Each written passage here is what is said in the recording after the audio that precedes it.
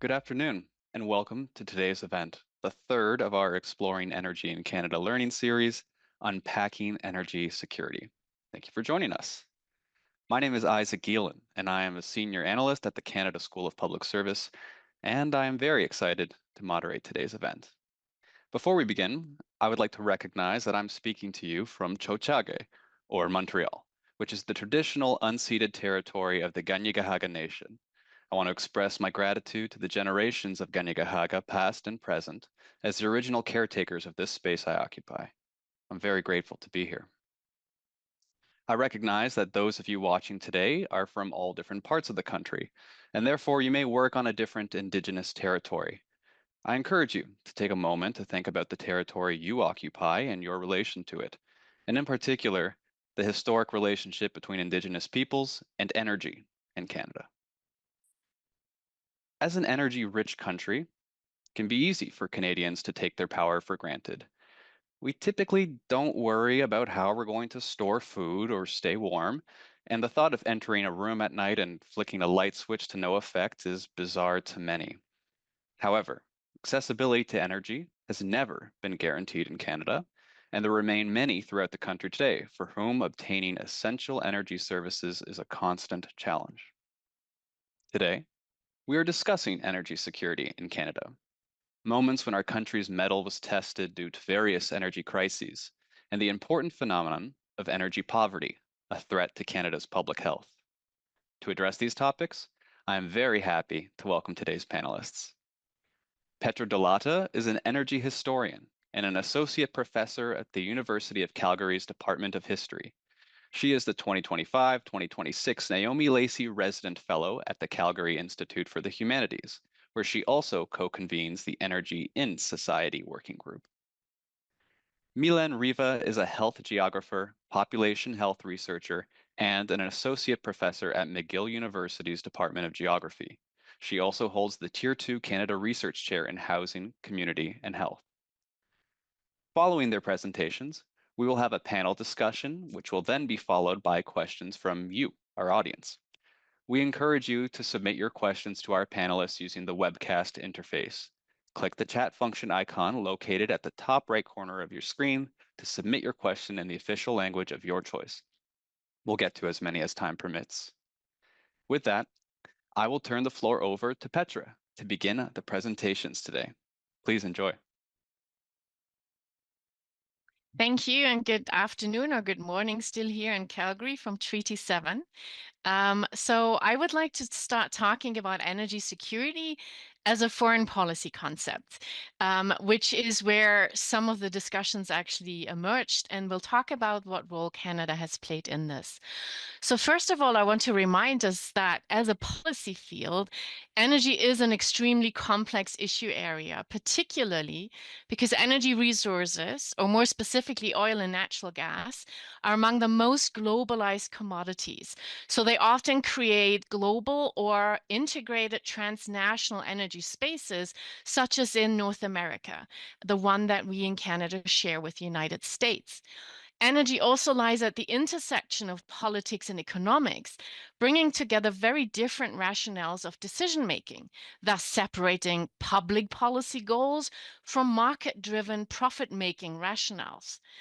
And energy also involves sub-state jurisdictions, as we of course know for the Canadian example, where Canadian provinces have rights over these energy resources. As a historian, I'm mainly interested in the origin of the term energy security and the changes it has undergone since its inception. So this is not to say that we can see even much earlier instances that we now may describe as ideas or worries about energy security, but I'm particularly interested in when that specific term emerged, what it tells us about its meaning, but also what it means for a country such as Canada. So let me start with that historical genealogy, if you will, of the term. So first of all, it's important to note it appears at a very specific point in time, and that is during a moment of energy crisis. These are the energy crises of the 1973-74 end of 1979 and 98 oil price crisis that the Western world experienced.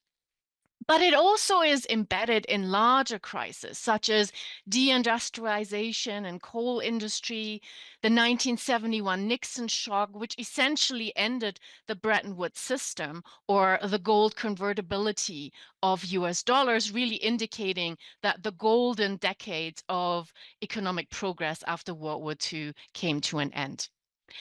It was also mainly driven by the discussion in the United States, which had become a net importer of oil in 1970 and which had already had experience of using a strategic security argument to close their own markets. So, something that scholars in security studies study under the concept of securitization. And this all culminates in the 1980 Carter Doctrine, which essentially says that the United States be involved in out of area outside of the United States military action if the flow of oil is impeded, for example, by Iran closing down the Strait of Hormuz. And so, first of all, what we need to note is that when the term energy security emerges, it is about oil in the first place. It is also mainly a US understanding of a concept of energy security, which was closely linked to the availability and affordability because they were focusing on the threats to energy security as a consumer nation, as a net importer of oil.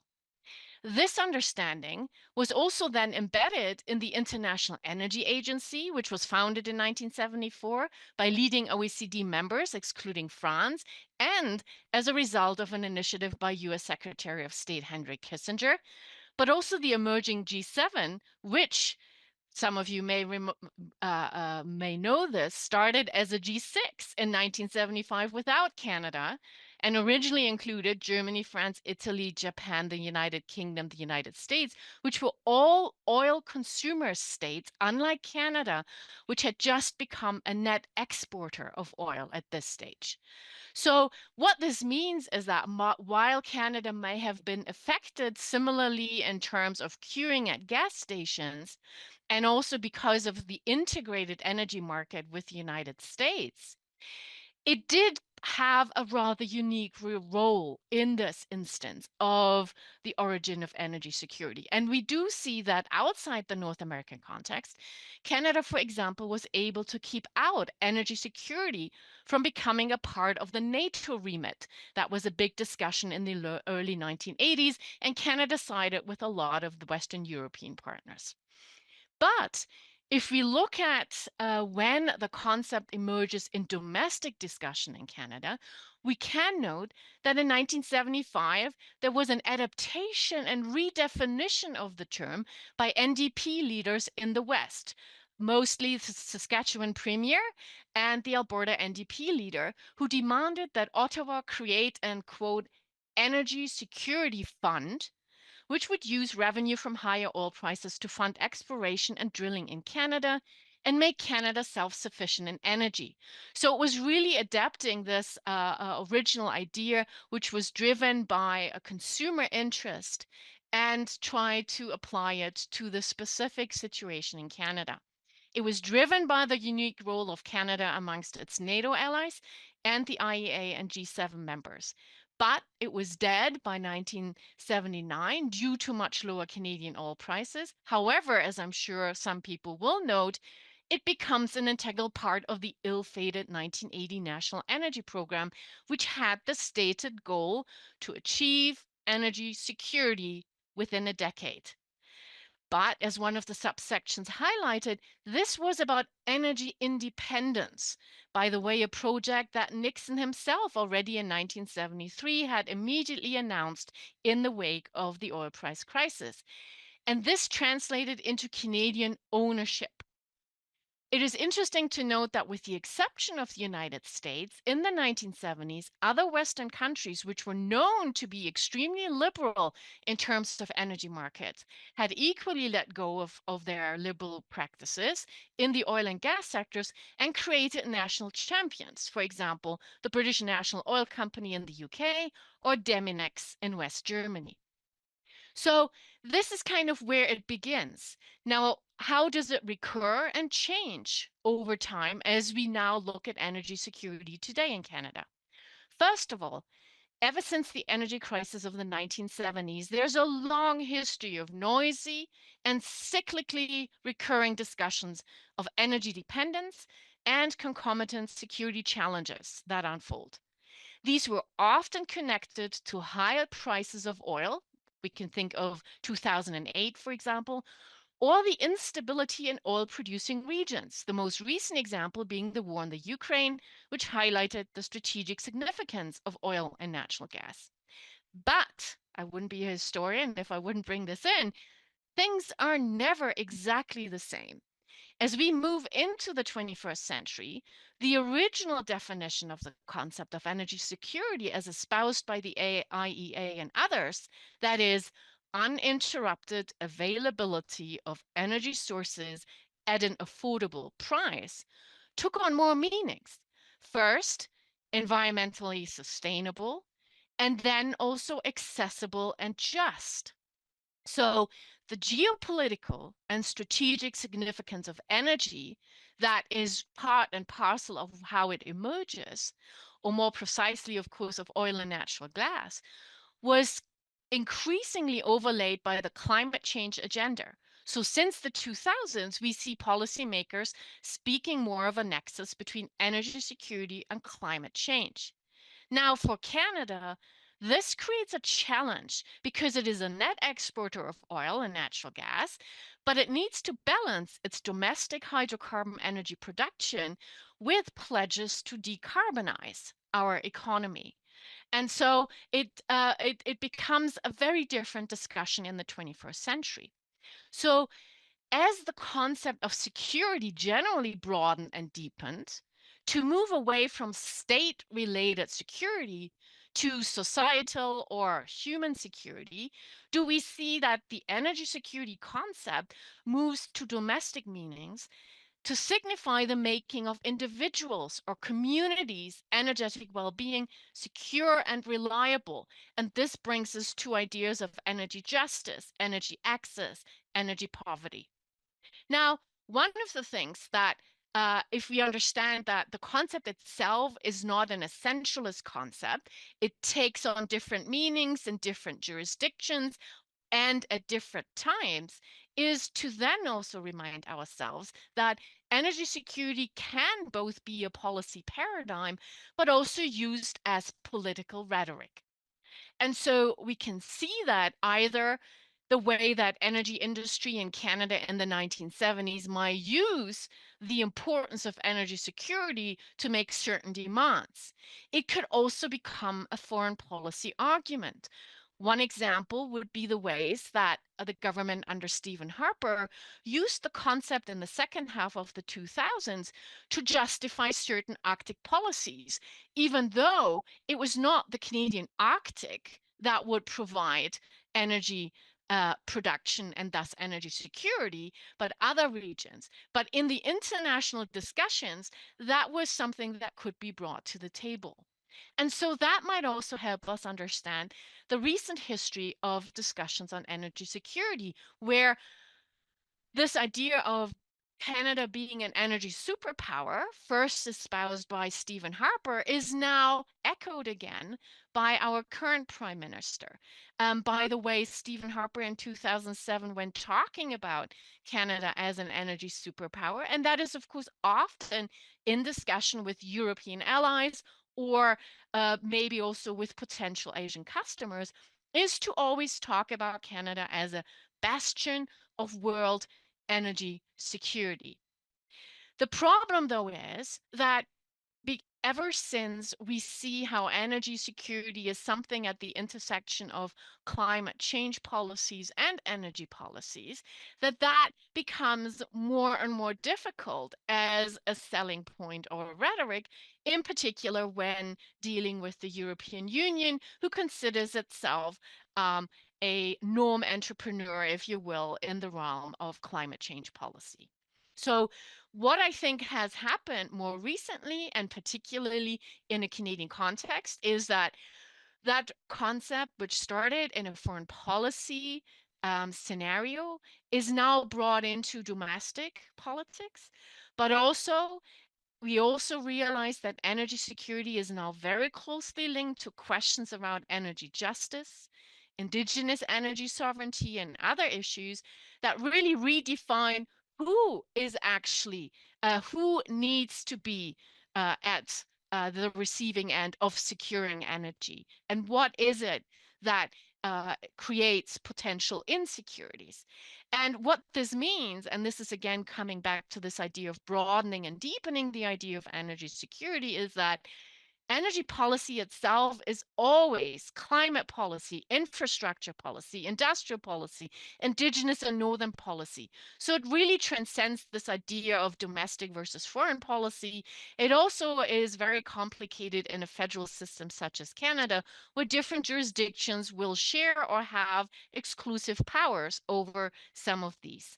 And I finish this sort of short historical overview of energy security by also reminding ourselves that that energy crisis of the 1970s did not only bring us the concept of energy security, but also the idea of energy transition. And that idea was introduced mainly to get away from that very frightening concept of crisis. And so we see, and I hope you agree with me, understanding the history of the concept also helps us to understand the social and cultural connotation of energy security. Thank you.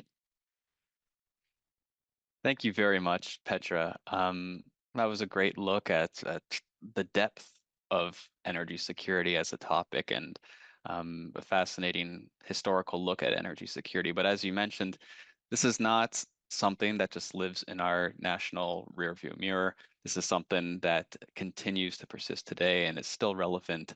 And so maybe with that, I'll invite our next guest, Dr. Mylène Riva, to talk to us about energy security and energy poverty. Good afternoon, good morning, Kwe. Mylène Riva joining you from Chanchake, Montreal.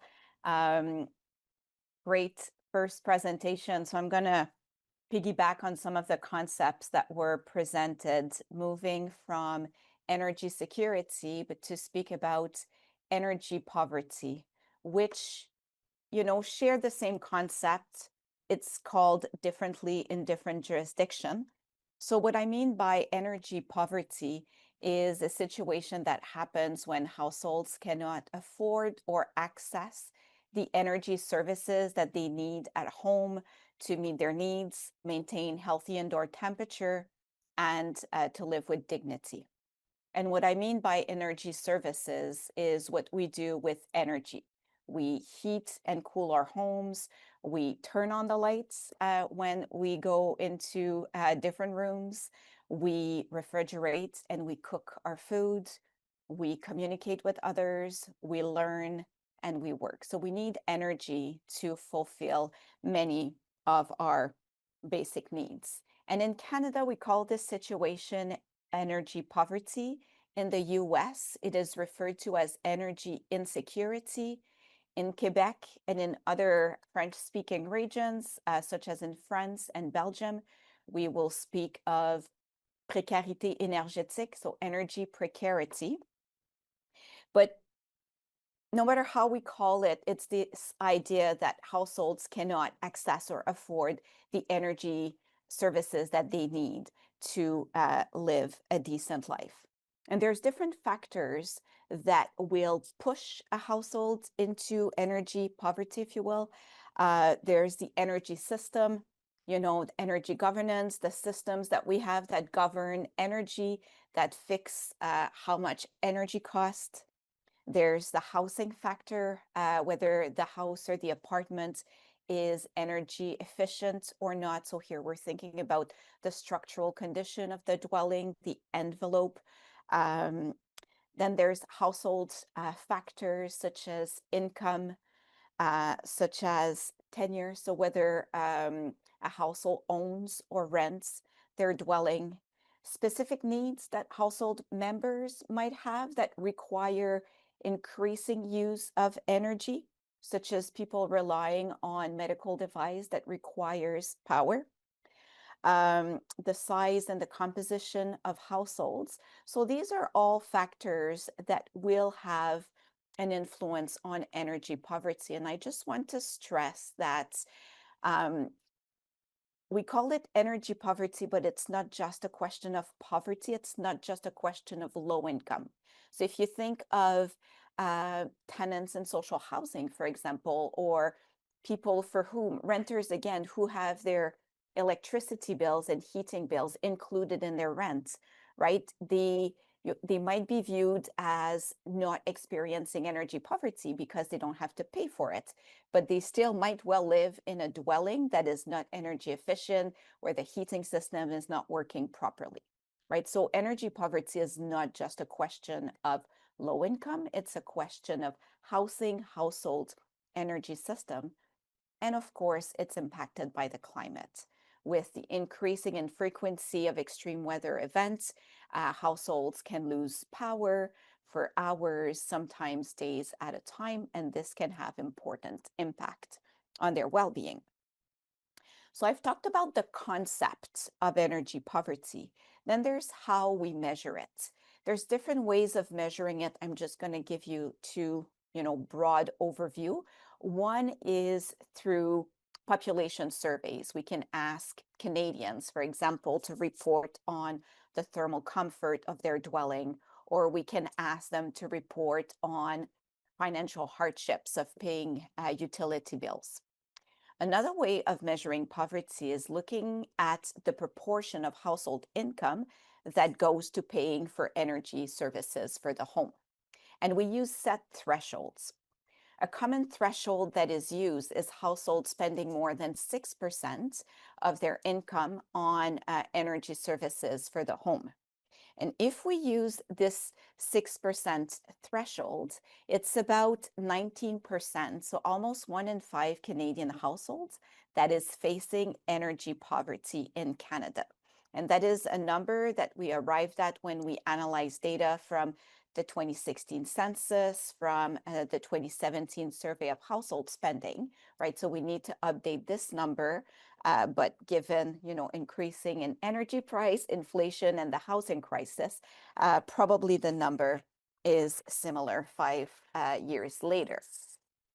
There's spatial variation in energy poverty. It's lowest in Quebec, in Alberta, in BC.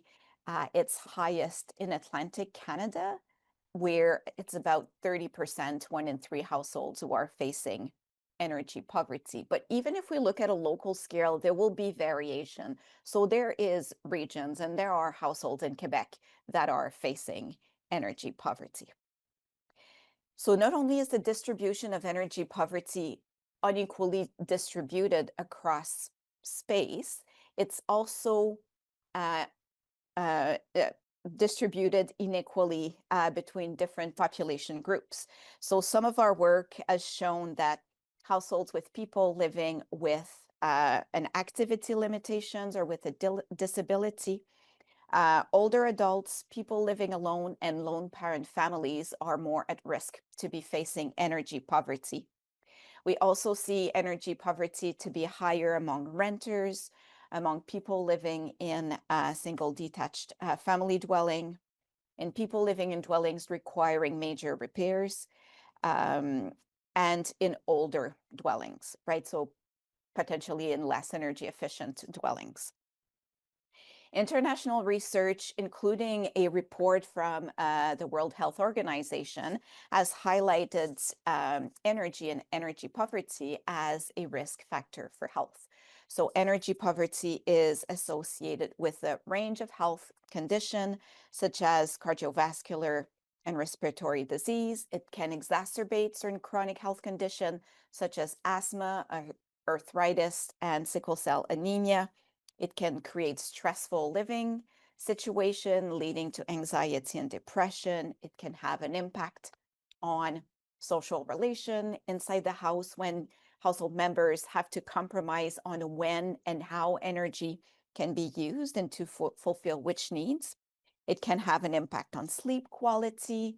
It has an impact on food security. Many households will engage in the heat or eat trade-off, so having to choose between paying for utility bills or putting food on the table. And in Canada, some of our research has shown that facing energy poverty is significantly associated with a higher likelihood of Canadian adults reporting their general and their mental health as being poor compared to those who are not facing energy poverty.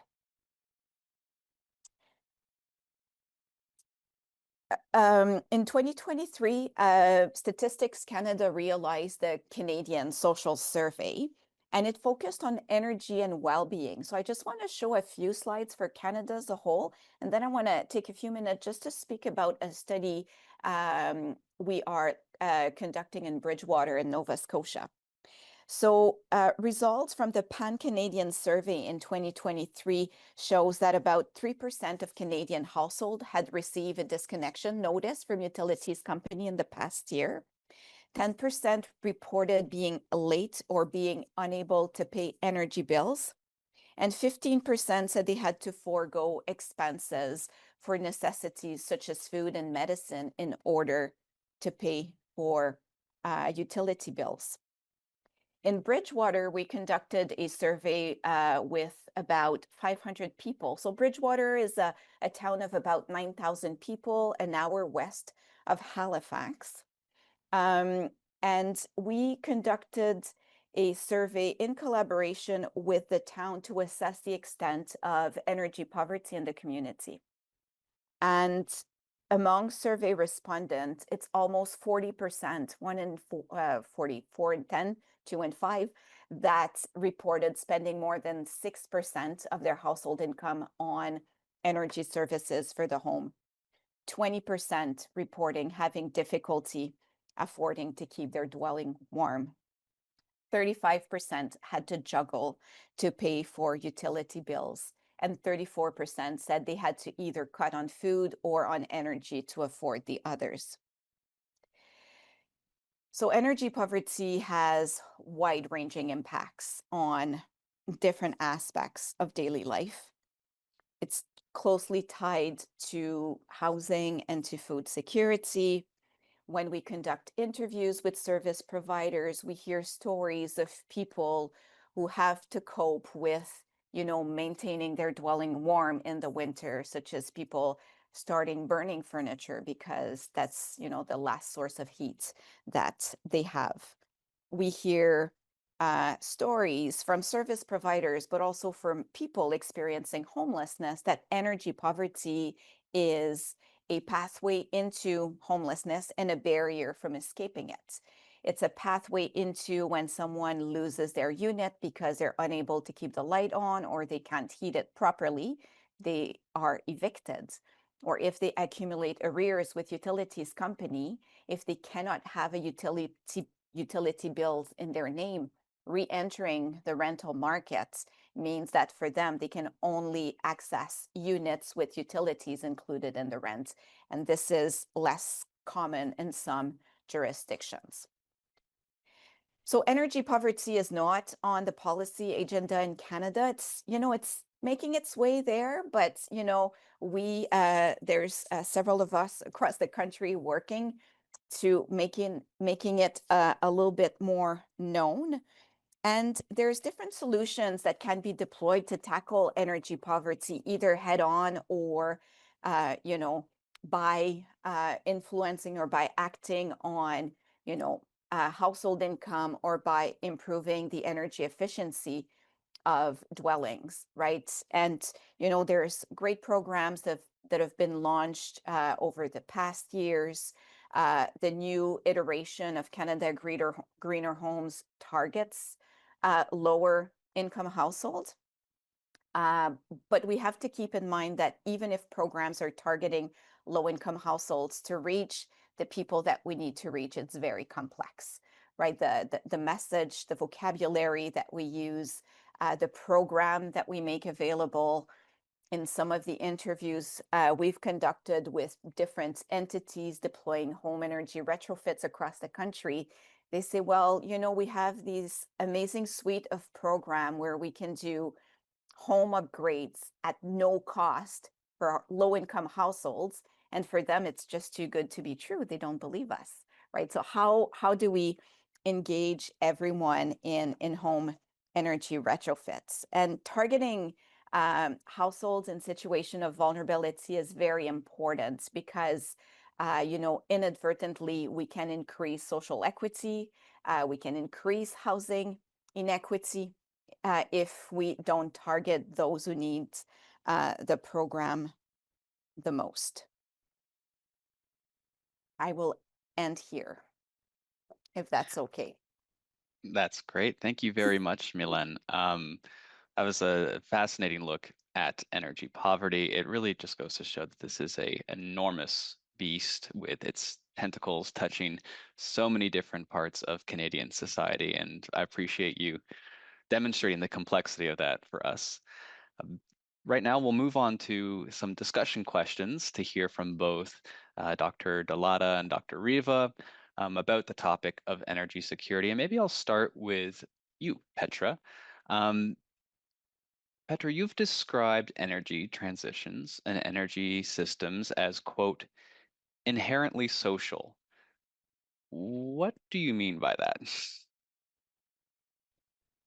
What I mean by that is the way that we try and even understand energy systems is, first of all, something that we as humans do, and that is not small. That is not a small matter because we then decide what will be the integral movers and shakers in an energy system. We also decide what are the priorities. We try and make sense of what we describe as energy system for us. So very often, and it's people like Václav Smil and others who have suggested that one way of looking at energy system is to combine the kind of energy sources that are there, which can differ in terms of organic or minerals, so you know, renewables or fossil fuels would have all sorts of different ramifications, which then are in one way or another transferred through so-called prime movers. And early civilizations only had, you know, our own organic prime movers, which is muscle power or animal muscle power, or some early mechanical prime movers like winds, sails, for example. And then at the end, we have kind of the uses for energy. And we heard already that these can range from, you know, providing heat, providing food through cooking, and providing motion. And so we kind of look at this and it looks very technological. We also understand how our energy systems have become increasingly complex because we have multiple sources and multiple prime movers that become then also mechanical, and we have multiple uses. And that really looks like a very manageable system. However, at every one of these points, it is human invention and innovation. It is human choices in terms of policies that really decide how these pieces fit together. So, in that sense, there is no determinism, right? There is no way to say, once we have coal, we will have the Industrial Revolution. Because actually, you know, London used coal many centuries before, which really annoyed the Queen at the time, Queen Elizabeth. But it was only used in terms of heat energy. And only when coal was combined with steam technology, so as a mechanical energy, then the Industrial Revolution begins. So we need to get away from these, these easy trajectories of things that happen. But equally, not every technology that may be the best technology in terms of an engineering perspective will be accepted. And so this is the biggest learning, I think, for anyone who's discussing current energy transitions. That social innovation piece, we expect humans to be rational beings, and we are not. And that's the one thing that history can show us. So, in that sense, not only the way that we perceive of an energy system, the way that an energy system in itself depends on human choices, but then also the idea that the best will win, or that is all inherently human. And so that's what I mean when I say that energy systems are inherently social.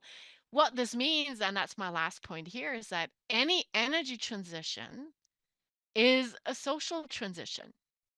And so, if you do not include the humanities and social sciences, then you're missing a big piece of that coming transition.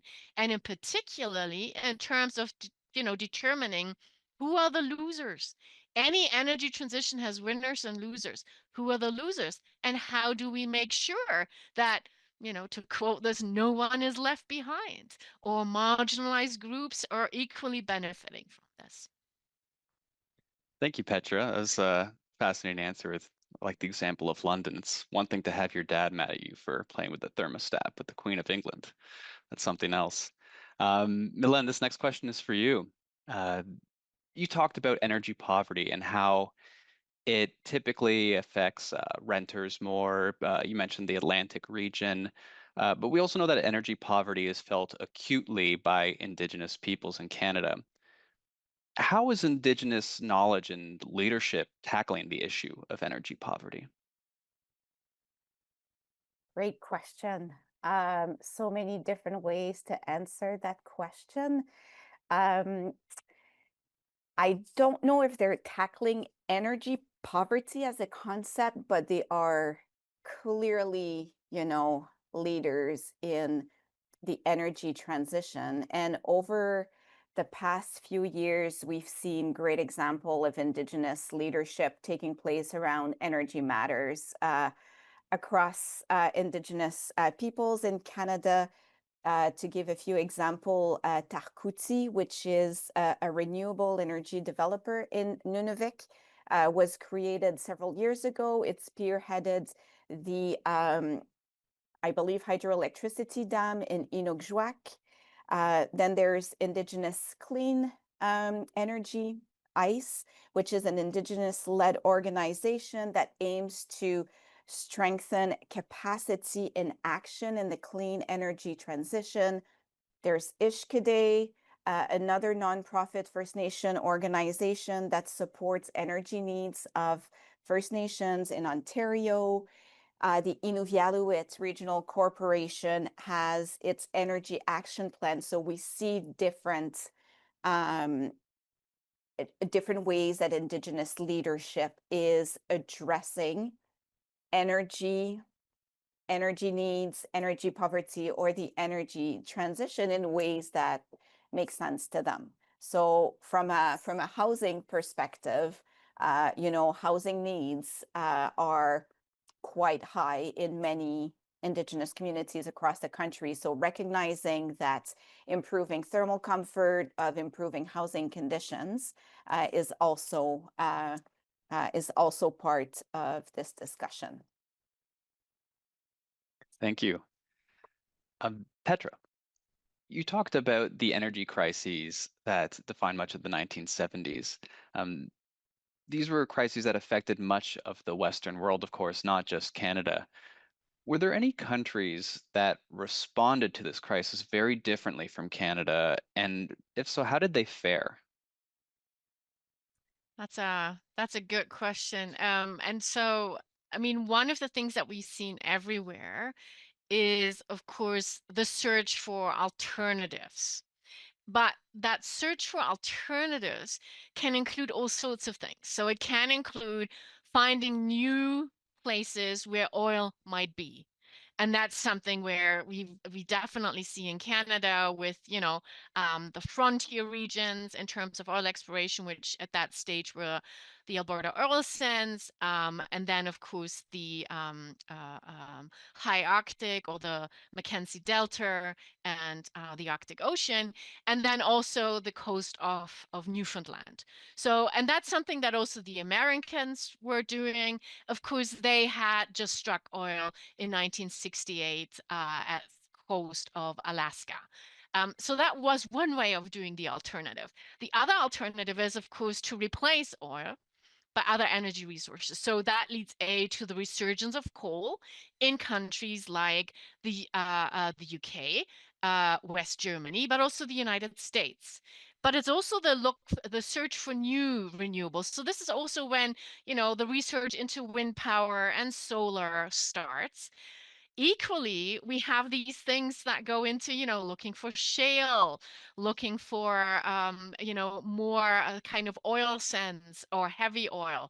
So there's a lot of search for alternatives. But I think if we look at Japan, which is of course massively hit, because it's so dependent on outside energy sources, and West Germany in terms of its dependency on oil, they determined that there's another alternative that we often forget, and that is energy efficiency.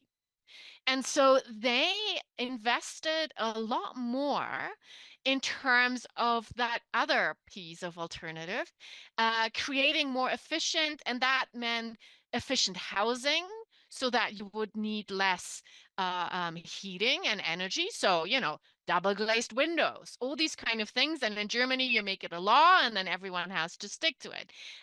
Japan, for example, decided that um, electrical equipment could be made better so as to use less electricity. And then they become the world leader when you look at things like, washing machines and all these things, which today you would call it smart technology. But they really invested in improving these kind of things that would demand so much energy. And so I do think that, and then it re-enters the United States and Canada, because this is when the small cars that are produced in Europe and in Japan enter the North American market, right? Energy efficient cars. So it is, of course, not surprising that countries that are extremely dependent on outside energy would look for anything that they could do. And if they don't have their domestic energy sources, that energy efficiency was the road to go. But it really gave them an industrial edge in some of these technologies. But equally, as I said, it actually led to a resurgence of coal in any places in the Western world that was just sort of undergoing a deindustrialization phase. Thank you, Petra. That's interesting. So while Canada tended to focus on increasing supply, it seems like a lot of these other countries were more focused on reducing demand. That's interesting. Milan, my next question is for you, but Petra, of course, if you've got your Mhm. 2 cents, feel free to jump in. Most of our audience, federal public servants, most of us live in areas and circumstances that enjoy some of the most secure energy in the country. Mhm. Um, of course, our job is to work on behalf of all Canadians. So how do we Mhm. make sure that those who Mhm. experience energy poverty aren't being left out of our federal policy or programming? Yeah, great question. And it's difficult, right? It's how to reach the hard to reach. And I think boots on the ground, community presence is very important. And that's what we hear when we interview um, entities providing home energy upgrades across the country, that having a community contact, having a navigator, having like a one-stop shop or guichet unique where people could go, ask questions, get the support that they need, is one of the facilitators of deploying or implementing home energy upgrades program. Reducing the complexity of the application process. So in Bridgewater, for example, what they did was that they created a navigator position, and this person group 5 different types of programs together and delivered them to households. So if if you're an individual household, and it started like 5 years ago, so things have changed since, but 5 years ago, if you're applying to some of these programs, each program require a separate energy audit, right? What if you had only one energy audit? And then that would, open the doors to many different programs. Making sure that the language is accessible, right? Keeping in mind that in Quebec, I would be surprised if it's not the same across the country.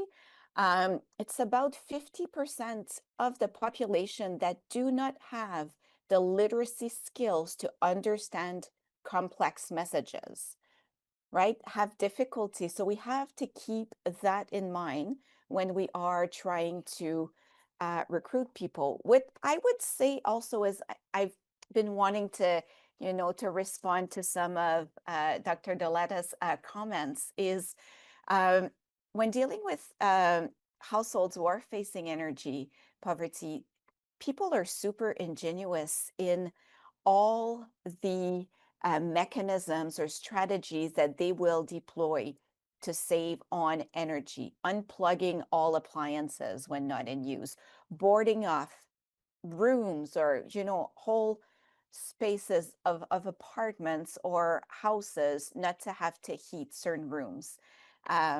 We've heard people taking showers at community centers not to use hot water in their own home. We've heard that in Quebec, where we have the lowest electricity rates in the country, right? So these people might not be in energy poverty if we use the metrics that we use, because they are so crafty and so indigenous. They compromise so much on their comfort to save on cost that maybe they don't go over the 6% or the 10% threshold, right? But they are making, important compromise. So we have to be attentive to that. So how do we make sure having more people experiencing energy poverty in discussions with policymakers when we think about what it means to be in energy poverty? Yeah, I think community approach, bottom up rather than top down, can go a very long way here. And also, can I just, add, Of course. piggyback on Dr. Dolata's comments? When doing home energy retrofit, it's often about reducing greenhouse gas emission, reducing energy consumption. We lose sight that thermal comfort is improved, which can have really, really important impacts on people's health and well-being. So there's the Jevons paradox or the rebound effect. So we see sometimes in houses where, where there's retrofit implemented, people might use more energy because now when they turn on the thermostat, they're warm in their house, or they can use AC that they didn't have before, right? So that's, that's factored in, but just being able to use the mechanical system, the heating system, the appliances, the way that they are meant to be.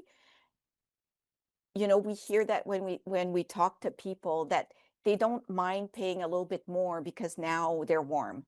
Now their kids can be warm, and now they can cook and they can have their family over visiting, right? So there's non-energy benefits of these intervention, and we should keep an eye for that because that might be where we have a big impact. Yes, thank you, Petra. Yeah, if I can add to that. So for me, I think the important thing would be to really work more around energy literacy more generally, that we there needs to be more education, even in the, do people even understand like what is meant by energy security? As I showed, it can mean many things, but I do think it would be worthwhile to to generate a narrative that encapsulates all the different aspects of energy security and doesn't so quickly fall into something that has not been defined necessarily by Canadian experience, but by, the experience of the United States and means certain things. So that would be one thing. The other thing would also be to, I know numbers are important in energy, but so are stories.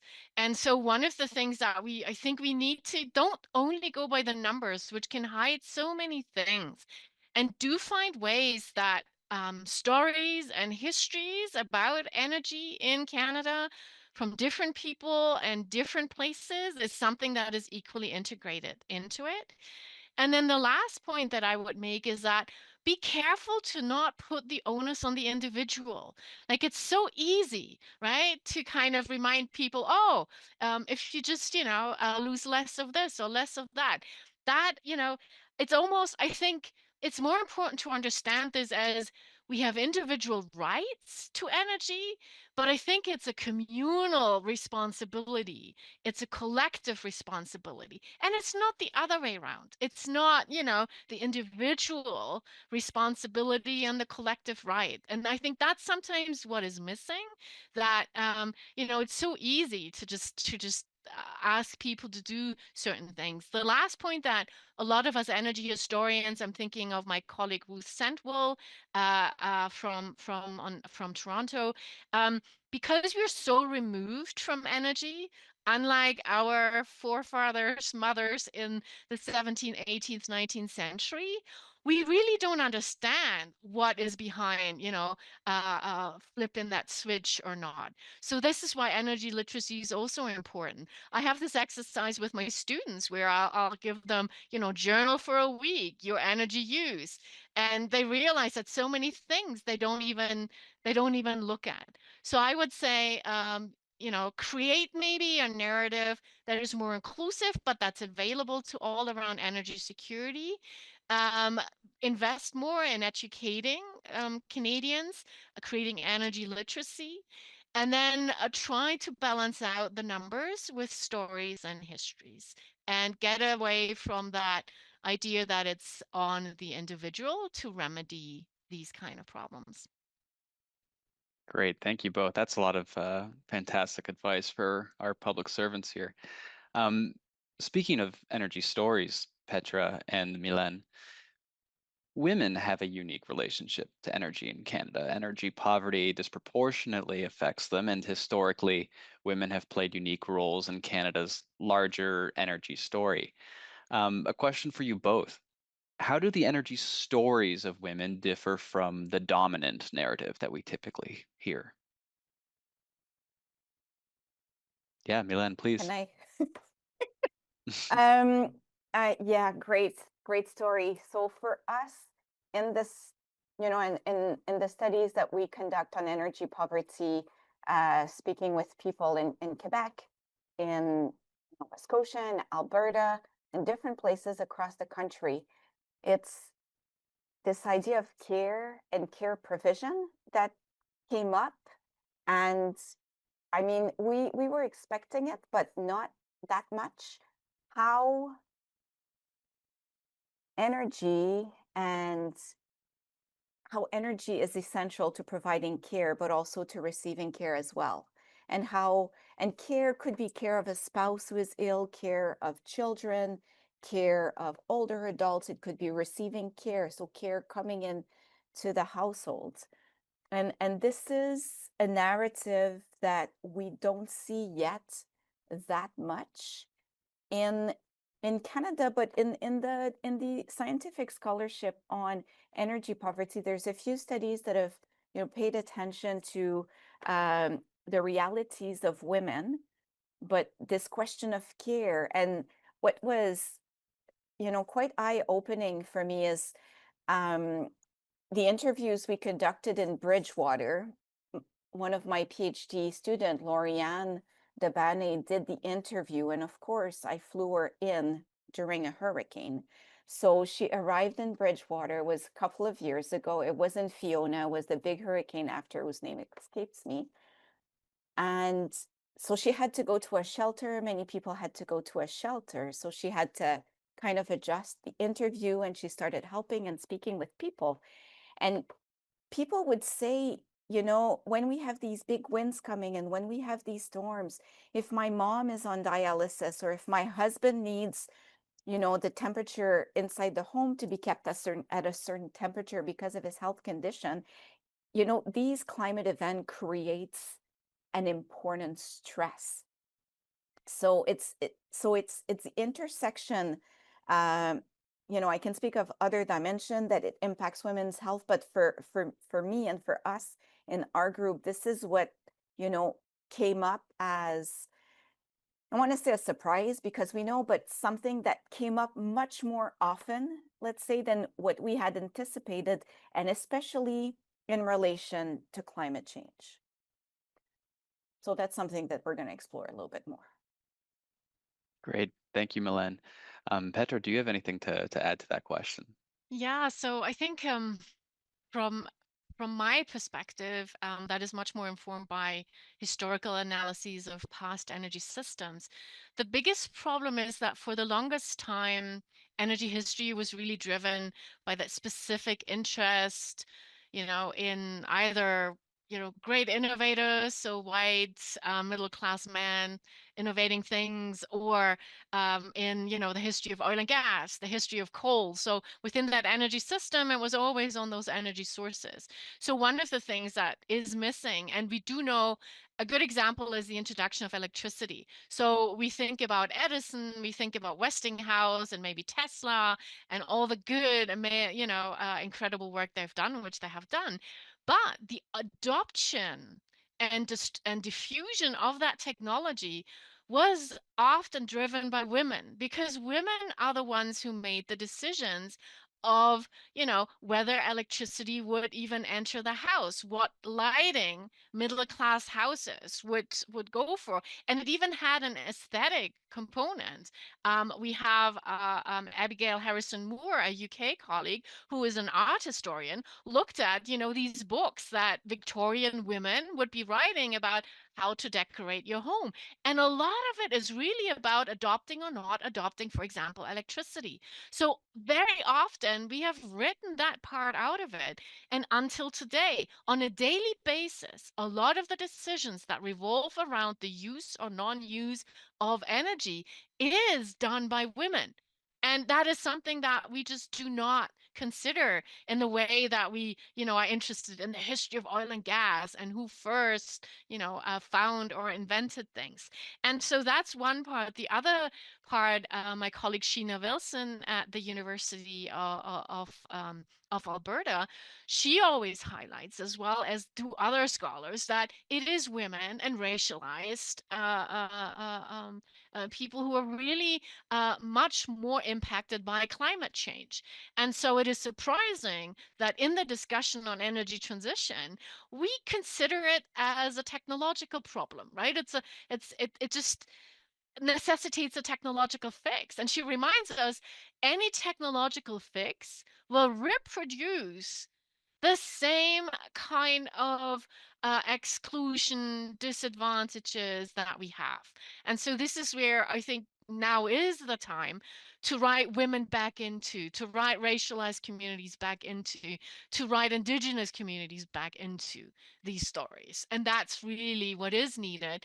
And also, and I know, there's a question about how do we rewrite that energy security piece, or generally this is, again, we need to educate Canadians what energy systems mean as social systems and not just technological systems. But it is surprising how little has been written historically about Canada and energy. Maybe because you have so much of it here. Maybe that is the reason, but it's really surprising to see that. Thank you, Petra. That's very cool.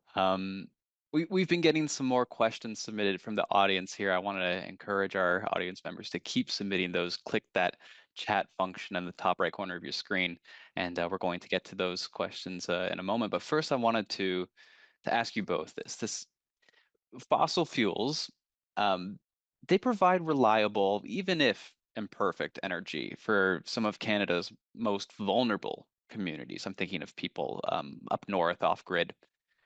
My question for you is, how can Canada reduce its greenhouse gas emissions without threatening its energy security.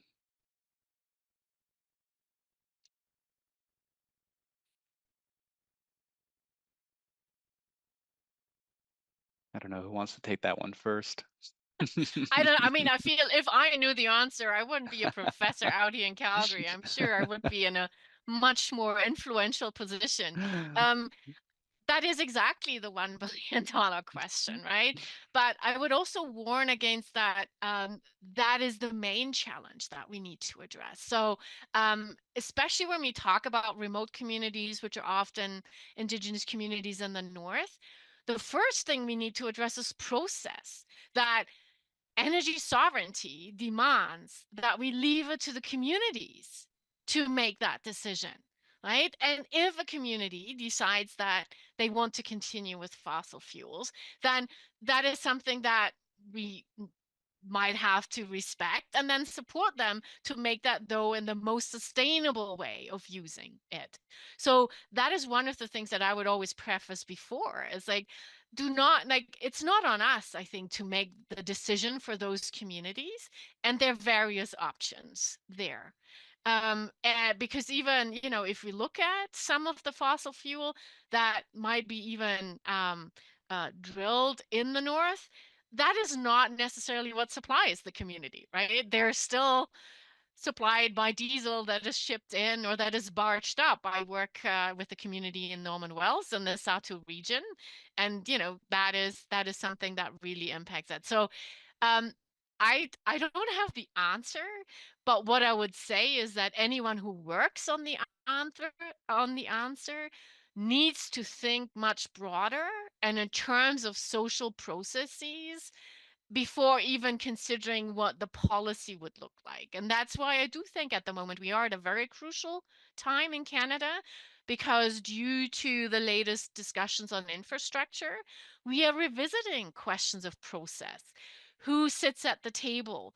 Who's actually involved in making those decisions? Because only if communities are on board can you continue with these technologies? So this idea of I create a technology, I bring it to the community, and then I hope they will accept it, right? The social acceptance of technology, that has shown time and again, especially in history, that that doesn't work.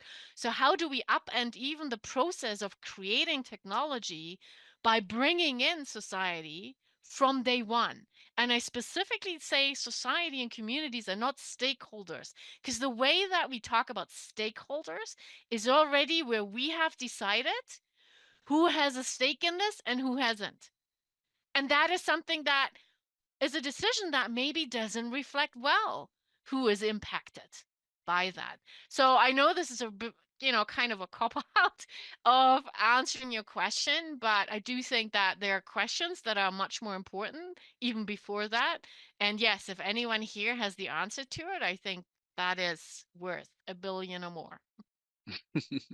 I certainly do not have the answer to that question, but I just want to illustrate with an example of how, if we want to address communities that are off grid, right? They know what they need, and they have to be at the table and they have to drive the discussion. So a couple of years, Quebec passed a law that it is now illegal, or we cannot have oil furnace to heat in homes. Natural gas is still okay. Electric heating is the main form of household heating in Quebec. So no more oil gas furnace.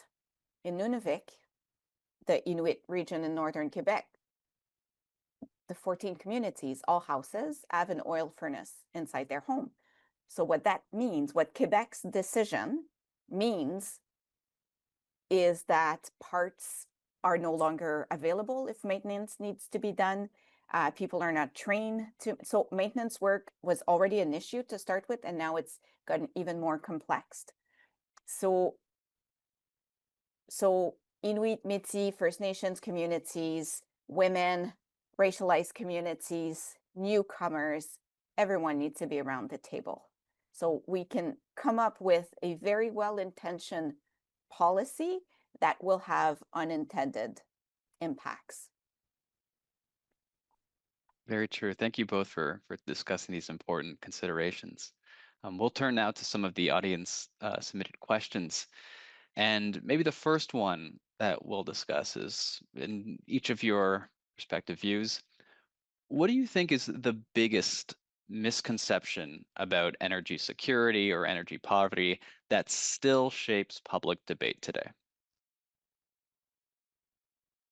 Can I go first just to speak to energy poverty, and Petra, I'll let you address energy security.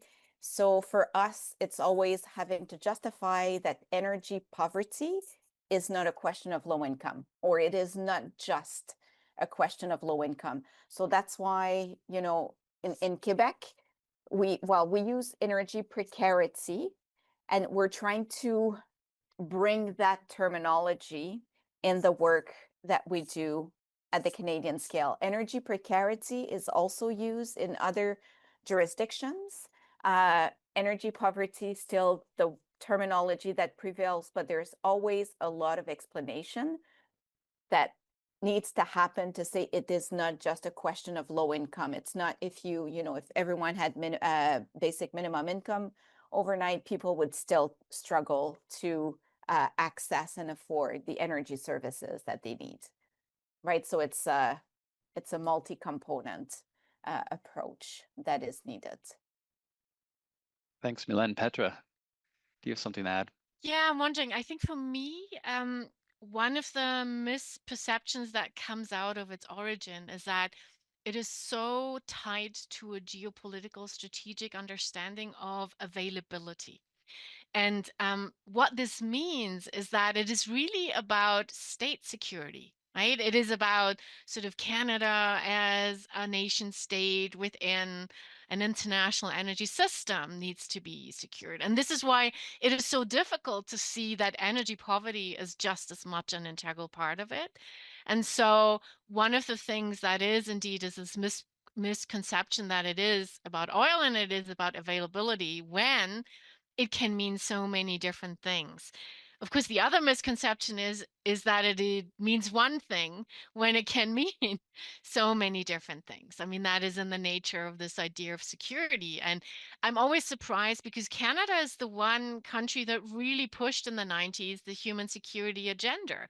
And that's literally what, moving from energy security as I have portrayed it as a geopolitical strategic concept to meaning energy poverty is. It moves it away from the state and collective security, which is very amorphous for us as individuals, as citizens here, to something that is about individual security in terms of energy. So I do think that that is still one of the biggest misconceptions, but the reason why that will not go away is because it can be so easily used also as rhetoric, right? I mean, I live in a province where you can understand why energy security is used as a rhetoric to talk about how important it is to continue producing oil because, we need to be secure in oil. But then of course, it gets more complex. The question is, but where is that oil going? Is that oil really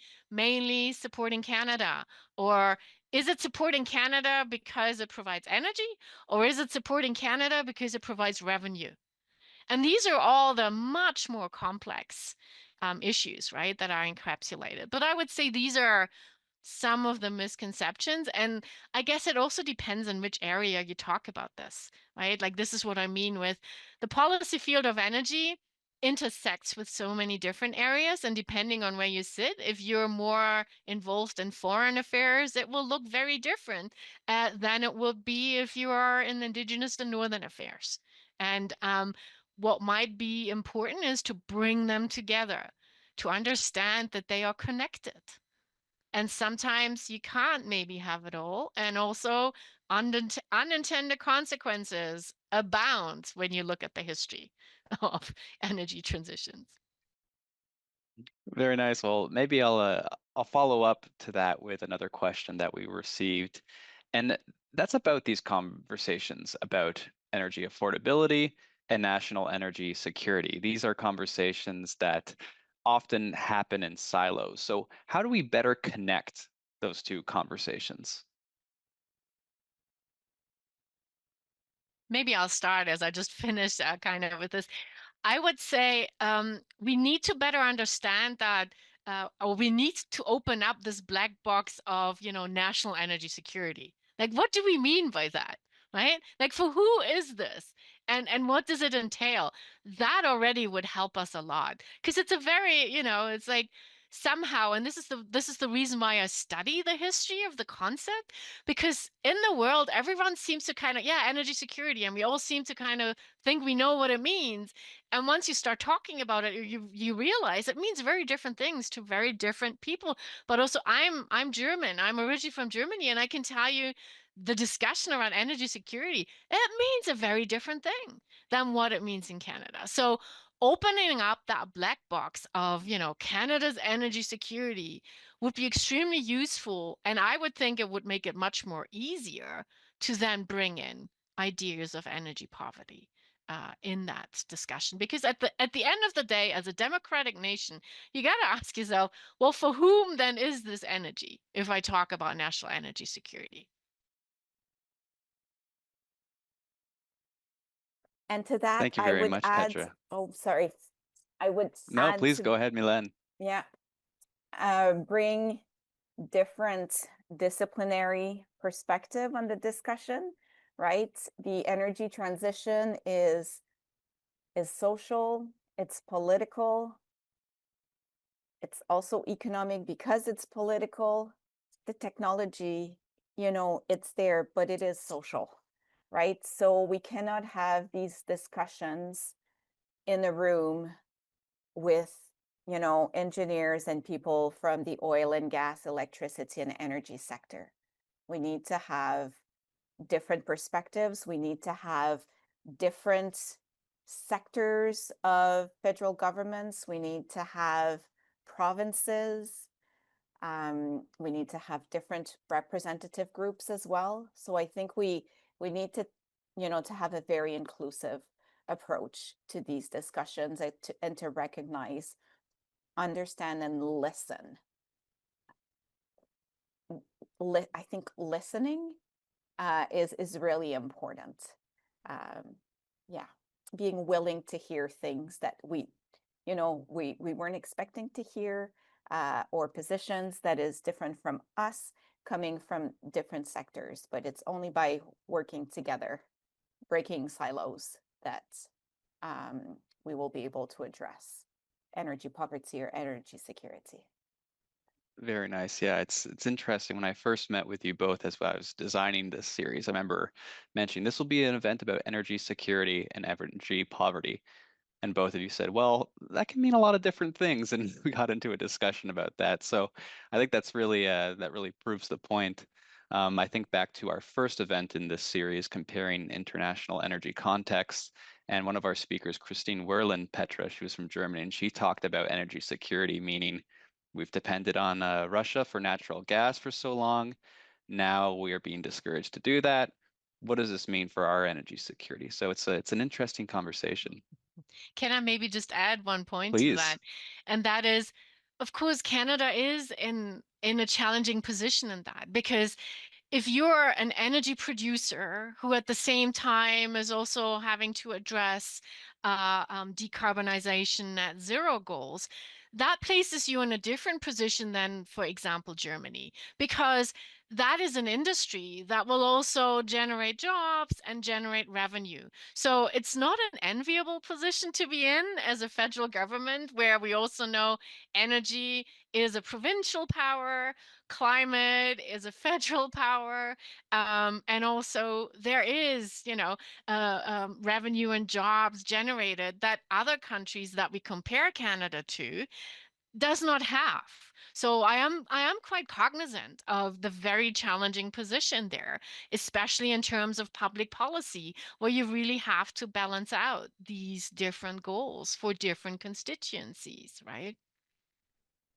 Very true. And Milan, you talked a bit about the need to have these different perspectives at the table. Both of you have talked about the importance that the humanities can play in energy conversations. So I think that that ties in nicely to one of our audience submitted questions, and that is, what are some promising entry points for collaboration between researchers and us, the federal public service, on these issues? I can go. I have different examples. I did not mention, but our study in Bridgewater is funded initially by Infrastructure Canada, which, morphed into Housing Infrastructure and Communities Canada, right? So they are the one who showed an interest in the work that we were doing. Bridgewater also won the 5 million prize of the Smart Cities Challenge. So our project is assessing the health and well-being implication of the smart city project. But there's several points of intersection, having discussions across different sectors of the federal government. So I've been discussing with colleagues at NRCan around, energy poverty and how we should measure it. When I do research, I like to work with policymakers to make sure that the research question that I ask is useful. The results will potentially be useful to inform practice and policy. So there's different ways of working and of doing research. So I speak from a researcher's perspective, of course, but I find that there's so many connections that can happen between academia and between the federal government when discussing energy. It's just a matter for me, for example, of having Public Health Agency of Canada, Health Canada, of having HICC, NRCan, NRC, Environment, Climate Change Canada, like and probably many others, Indigenous Service Canada, all these, different sectors together at the same table. That is a challenge, but it is possible. It's happening. A couple of weeks ago, there was a Home Energy Justice Conference in Ottawa organized by Efficiency Canada. There were many, many people from the federal government attending. NRCan was there in great numbers. So there are intersection possibles. And, this event today is great for that. It's putting us in contact. I mean, you know us now, reach out if there's any questions. Wonderful. Thanks, Petra. Do you have something to add? Yeah, so I would answer this maybe in two ways. One is our university, for example, has really endorsed transdisciplinary research agendas, and that is something that we just need to see more. And we already see how the tri-agency funding agencies are supporting these projects that really not just do the easy interdisciplinary, right, where I as a historian maybe work with a political scientist, but where I work with engineers. But the transdisciplinary here also means including community. So I think we need to change the way we as researchers, but maybe also anyone out there, how we build in, as I mentioned before, anyone who's involved in this from the beginning of a research project. So sort of thinking more about what does transdisciplinary research look like? How can this be supported? I do have an example. I'm actually part of it's called CanCore. It's supported by both NRCan and ECCC. And this is looking into carbon removal technologies. And they invited me as a historian. They invited a social scientist as well. And that has been really useful in terms of coming in there and talking about exactly the things that I've shared with you here today. I would say, though, it is challenging. And the challenge is not so much that there's no willingness. Everyone is really understanding that this is important, that we are there as well. The problem is just in terms of our disciplines, we have been trained in such different ways in terms of what counts as evidence, what is even, and how do I even talk about my research? The humanities is at the end of the day an interpretive discipline, and so we don't have the yes or no, true or wrong. It's more about, can I support this by evidence? We will be the ones in the room. And I know my colleagues hate this sometimes when you're like, where's the nuance? It's more, it needs to be complex, because it's easier, of course, as a historian to say that when I only look back. Now, if I'm involved in talking about what should we do, we'll be much more hesitant. But that's what's needed, right? We need direction in terms of policy decision. So I would say generally good things are happening, but maybe we also need to much broader change the way that we think about that collaboration. Like, are we confident enough to work with someone who uses very different methods of arriving at research results or even sharing them? And that's something where I hope, and I've seen, if civil servants are engaged in that and really pushing for that, and saying, I think we need to do more of this so that we understand what the thinking is in these other disciplines, which is, although I'll put this at the biggest challenge, extremely time consuming. And most of us, right? That's the thing that we have least of. Mm. I just want to continue on that because it is really, really time consuming.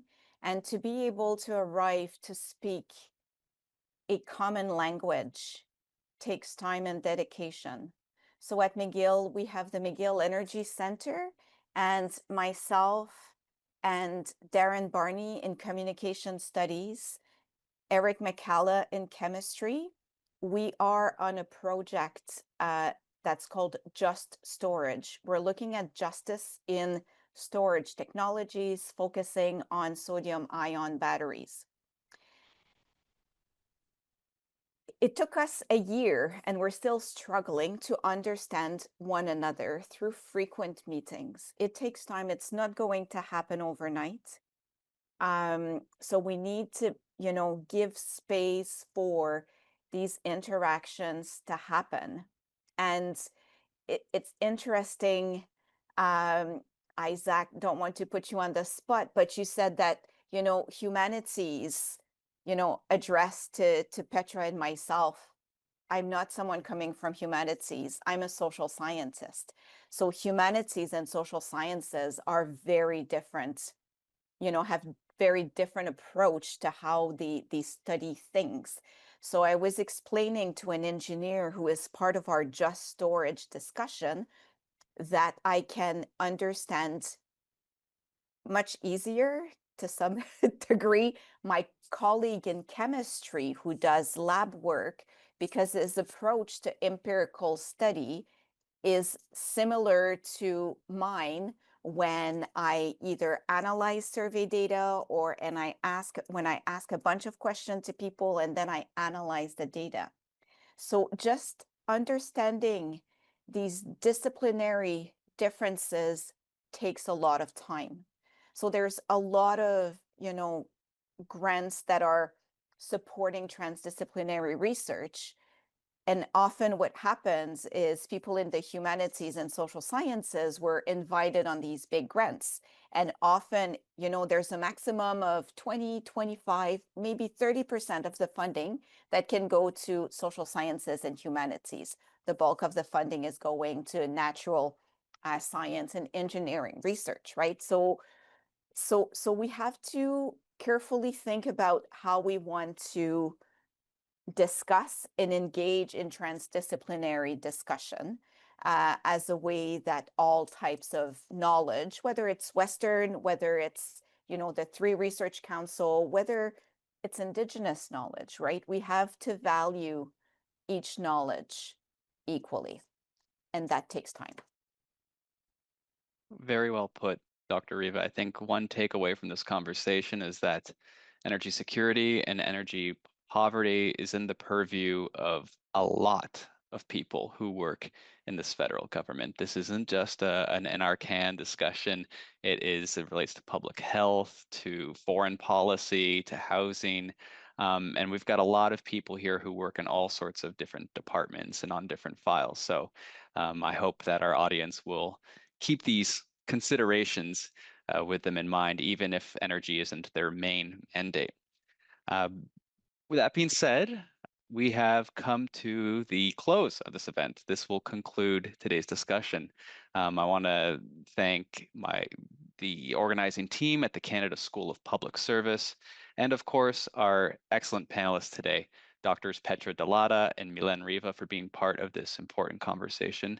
And I'd also like to thank you, the audience, for submitting these questions and doing your part to facilitate this important discussion. If you're hoping to learn more about the key role that energy plays in Canada and the energy challenges and opportunities facing us, keep an eye on the school's website for future events and products in our Exploring Energy in Canada series. Thank you for joining us and have a wonderful day.